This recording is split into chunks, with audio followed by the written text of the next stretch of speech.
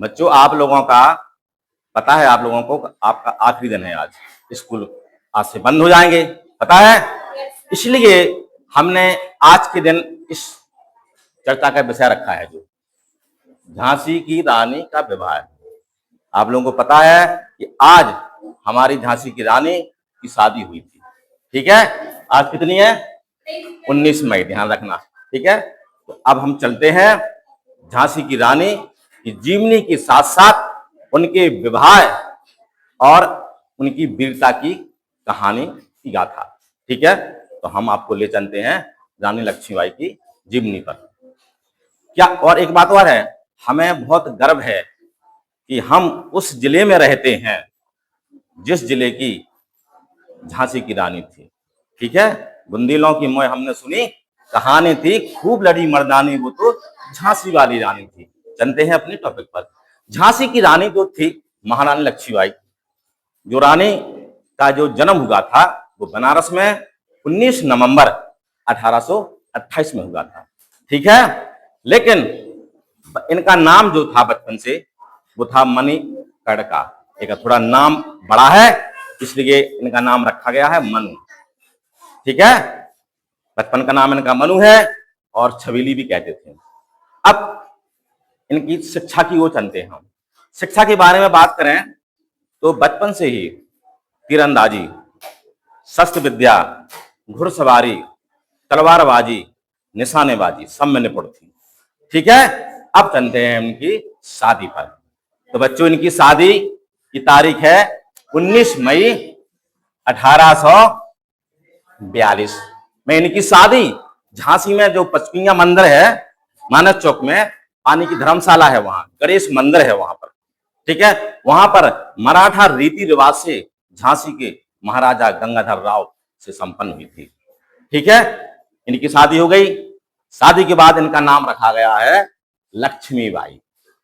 ठीक है, अब शादी के 9 साल बाद 1851 में इनको एक पुत्र रत्न की प्राप्ति हुई।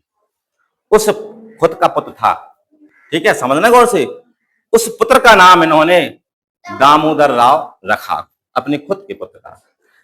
लेकिन दामोदर राव रखने के बाद संयोग बस यहां से हमारी रानी की परेशानी शुरू हो गई।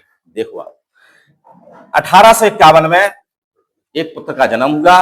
4 महीने बाद, इसके 4 महीने बाद पुत्र की मृत्यु हो गई।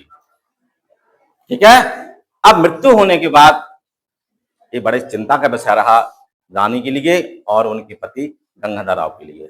लेकिन हौसला बराबर रखे रही रानी हमारी।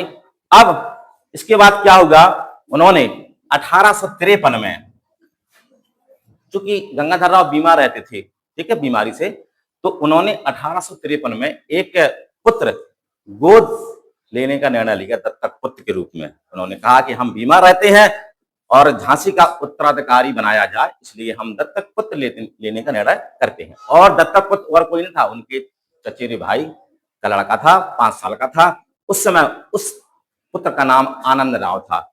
लेकिन जब उन्होंने इस पुत्र को दत्तक पुत्र के रूप में गोद लिया तो नाम वही रखा जो पहले पुत्र का नाम रखा था, दामोदर राव। तारीख थी 20 नवंबर, कभी कहां कहीं कहीं 19 लिखा है, 20 नवंबर 1853 में उन्होंने एक दत्तक पुत्र गोद लिया। ठीक है, लेकिन इसकी भनक अंग्रेजों को लगी। देखिए आप, अब यहां से बहुत ज्यादा परेशानी का सामना करना पड़ता है हमारे रानी को। क्या होगा, यहां से 1853 के बाद तुरंत आज पुत्र गोद लिया और उसके दूसरे दिन यानी कल, यानी 21 नवंबर को गंगाधर राव की मृत्यु हो जाती है। अब देखिए, फिर भी रानी का हौसला देखिए, मृत्यु होने के बाद पति की, पुत्र खोने के बाद फिर भी हौसला बरकरार रखा और उन्हें साहस से काम लिया। क्या काम लिया? अंग्रेजों ने देखो क्या किया, अंग्रेजों ने इसका मौके का फायदा उठाया। उस समय जो वायसराय था लॉर्ड डलहौजी था। ठीक है, तो अंग्रेजों के लॉर्ड डलहौजी के समय हड़प नीति उन्होंने लागू की। हड़प नीति क्या होती है बच्चों? इसमें कोई भी दत्तक पुत्र, उन्होंने आदेश दे दिया कि कोई भी दत्तक पुत्र उत्तराधिकारी नहीं बन सकता है, लीगल पुत्र होना चाहिए। ठीक है, उन्होंने कहा कि रानी अकेली है, इनके पति का निधन हो गया, इनके पुत्र का भी निधन हो गया। ऐसे में उन्होंने आदेश दे डाला और फरमान जारी कर दिया कि जिसका दत्तक पुत्र होगा वो उत्तराधिकारी नहीं बन सकता है, और आदेश दिया कि झांसी को अंग्रेजी साम्राज्य में विलय किया जाए। लेकिन रानी ने इस आदेश को ठुकरा दिया और उन्होंने कह दिया कि कुछ भी हो, मैं अपनी झांसी नहीं दूंगी। इतनी सुनकर अंग्रेजों ने झांसी के किले पर आक्रमण कर दिया। रानी भी इस आक्रमण में अपने समस्त सैनिकों के साथ कूद पड़ी और बराबरी से अंग्रेजों का डट कर मुकाबला किया और अंग्रेजों के छक्के छुड़ा दिए और कई अंग्रेजों को मार गिराया। इसके बाद अचानक ऐसा मोड़ आया कि रानी के घिर जाने के बाद, अंग्रेजों द्वारा रानी घिर जाने के बाद, रानी ने तुरंत सोचा अपने दत्तक पुत्र को पीठ पर बैठाकर कालपी की रास्ते ग्वालियर पहुंची। ग्वालियर जब पहुंची, वहां 17 जून, वहां पर ग्वालियर में एक कोठा की सराय है, फूलपुर है, वहां पर कोठा की सराय एक इलाका है।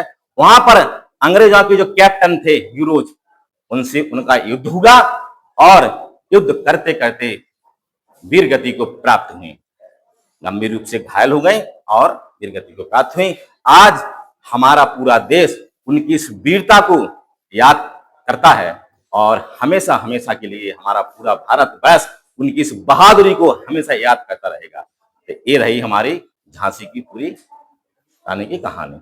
ठीक है, समझ में आ गया?